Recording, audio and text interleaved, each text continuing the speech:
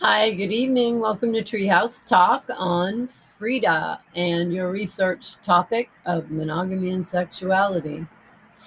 Here we go.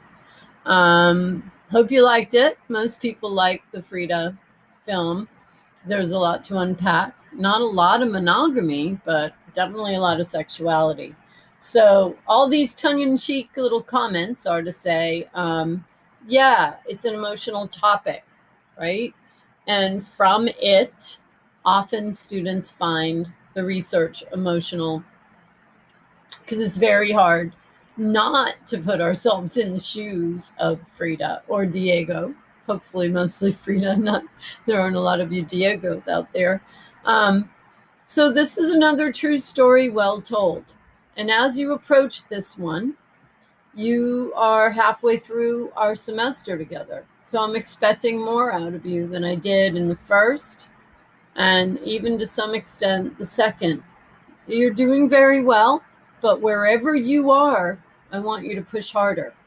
If your content is good and provocative and you feel that you have a handle on thesis and introduction and creating context and coming up with your own ideas and finding evidence through your research to support them, and that's all great, but you shove it in at the last minute onto Canvas. You haven't had another pair of eyes look at your paper. There's a lot of things with the MLA format requirement you just, forget it, didn't take the time to do. You want to make sure you have someone, at least one other pair of eyes.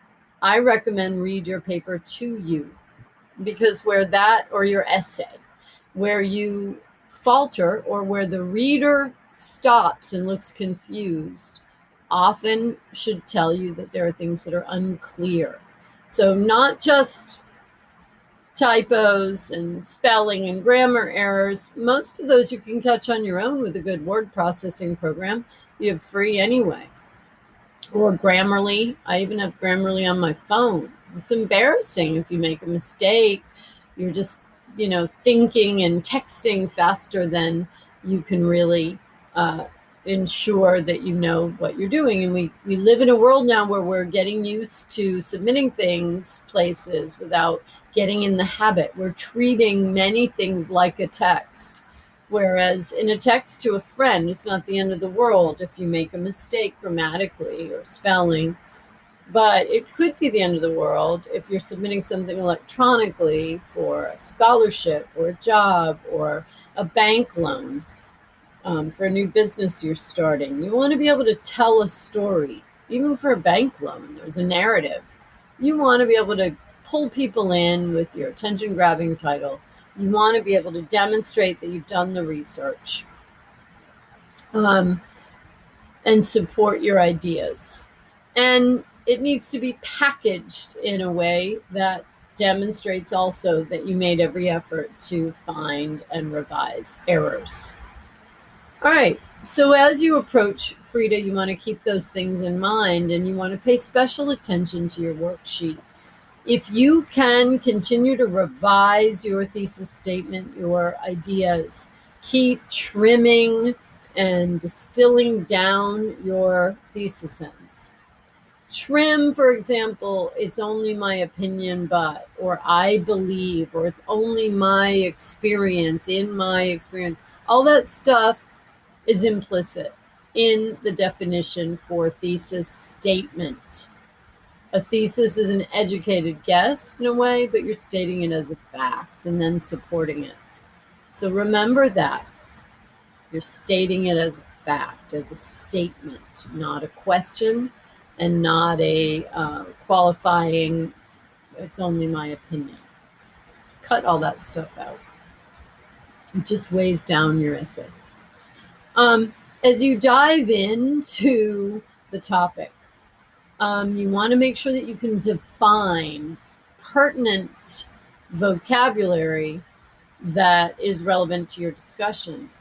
Well, monogamy is. So make sure that you look in my module. I have two modules, or within your module, you have your required materials, but then I've also put together Chase curated supplemental materials.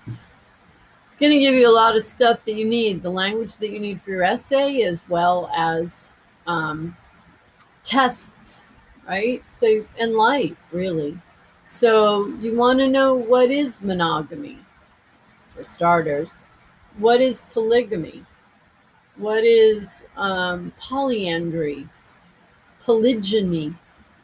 What are those things? What is polyamory? What is the opposite of monogamy? It's not polygamy. So you might want to check it out. All right, check some of these things out. So know your language, know the context. It's impossible to ignore the Me Too movement when you're talking about sexuality and monogamy and promiscuity, right? And double standards. So it might be, if if there's relevant news stories that you can connect to our topics, it's really important. Little bit of trivia and irony for you. Selma Hayek, as she was having Frida made, she herself went around to the different actors that you see doing cameos, like Antonio Banderas, and asked for their help. She worked to get this film made. And she happened to get Harvey Weinstein to approve. And a couple of years ago, when the Me Too movement really popped out into the main stage in November, I think, of 2019 or 2018. During that time, Selma Hayek wrote an op-ed about what was going on behind the scenes with alleged abuse from her, from Harvey Weinstein, as she was filming this film. Pretty interesting, pretty ironic, which was in 2002. So a lot of times, art imitates life, life imitates art, however you want to look at it. But I'd like you to consider the context. Many people want to write about their own relationships. That's okay. Also, hypothetically, like, oh, wow, if my husband ever did what Diego Rivera did, I'd blah, blah, blah, blah, blah. All of these things, I think, consider your first draft venting. If it's an emotional paper, consider your first draft venting. And then when you go through and proofread and cut the unnecessary stuff, you want to see if you can trim and leave only the essence of what's really necessary to move your story forward. And you definitely want, if it is a personal story, you still need to support these ideas with your research, and know that you don't have to tell your own story. You can leave you, the I of the storyteller, out of it. And you can write the paper in third person, where the issue is the it. So you'll be writing in third person about monogamy, loyalty, polyamory, whatever your thesis is. Scientifically, maybe your thesis is, scientifically, we are not wired to be monogamous. And you do an entire research into the science of monogamy. Who mates for life? Did you find anybody? Monogamy is the idea of one marriage or partnership, sexual partnership with one for life. So what Americans do at best, and many other places around the world, at best, we claim we're monogamous, but I don't know. You'll have to do your research about that one. And at best, we are serial monogamists. So I used to make a joke, and since you're not here in the room with me and I can't hear you hysterically laughing at my joke, it's going to be a little tough, but I'm going to go for it, about serial monogamy and being faithful to my Captain Crunch peanut butter cereal, which would be so easy because I'm a lot older than 6, as you can see, but I have been faithful to Captain Crunch peanut butter cereal and have not strayed since that time. But it's not talking about that cereal. It's talking about the cereal SERIAL, monogamy. And in that case, we are serial monogamists at best, which means we go from one monogamous relationship to another throughout the course of our lives. Some people have multiple marriages or fall in love, and they're exclusive many times throughout their life with one person in succession throughout their lives. Very few people that you know or I know have mated for life exclusively to one partner till death do us part. What animal species are monogamous? That could be interesting. How does monogamy compare to in different countries, for example? How about polygamy? How does that work? You might want to do a study about multiple partners through marriage. Also polyandry. Look at what that is and what the difference is. So these are all ideas for you.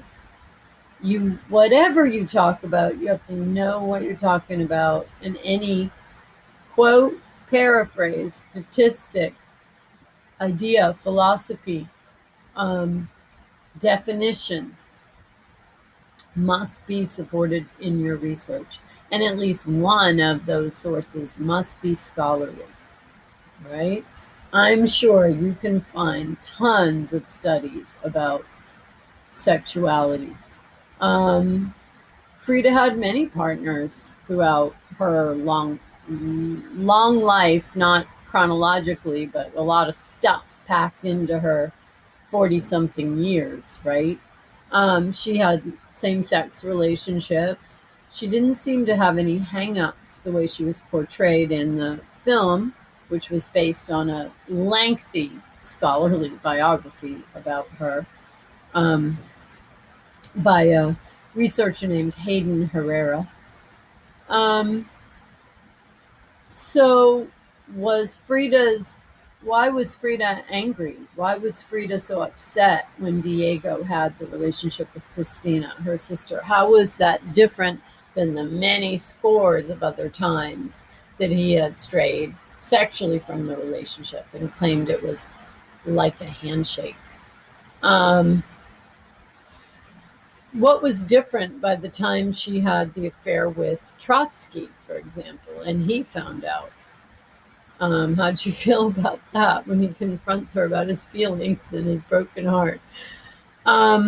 So these are things that through this incredibly colorful, dramatic life and marriage of Frida Kahlo and Diego Rivera, that you see kind of this merging of political activism, social activism, love, art, sex, everything kind of travel, and everything's kind of intermingled. Nothing's really compartmentalized. It's all one person, and all these identities overlap.